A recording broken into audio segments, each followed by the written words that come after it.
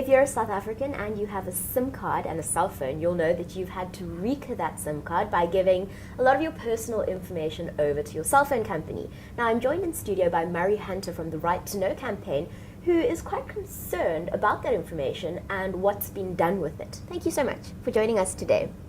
So speak to us about this concern.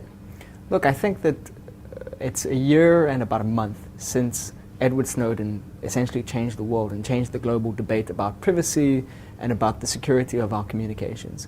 And in South Africa, that debate hasn't really taken place, where there's a big problem with privacy and RICA and the way our cell phone communication, internet communication is kept, and the way that can potentially be at risk of surveillance.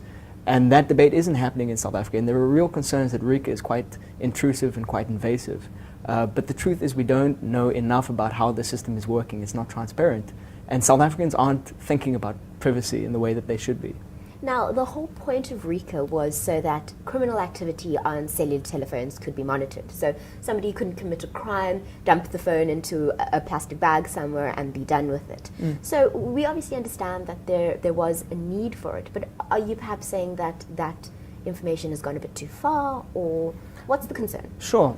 So maybe let's look at how RICA works. Yes, that would be helpful. Now, what RICA says is, in fact, what RICA says is that no one may intercept your communications without the authority of a judge. That is the premise. And so what happens is, if law enforcement wants to use someone's communication-related data, anyone who's seen The Wire knows how that works. The law enforcement officials need to go to a designated judge and essentially say, we believe this person has committed a crime or may commit a crime in the very near future. And the judge must assess and decide whether or not this is permissible, remembering that privacy is a constitutional right. So whether or not this is permissible to violate that constitutional right for a greater purpose. And if so, he may authorize it, and then the law enforcement official can go to MTN or Vodacom or MWeb and say, we have the judge's permission, you need to give over that user's information.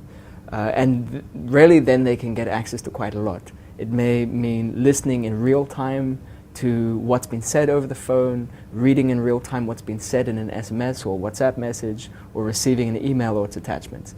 But there are real problems with knowing whether or not that's being used in criminal investigations. One of the things we don't know is how often are RICA intercepts or sort of surveillance being used in a court case or being used to arrest a suspect. We simply don't know whether or not it's been used effectively.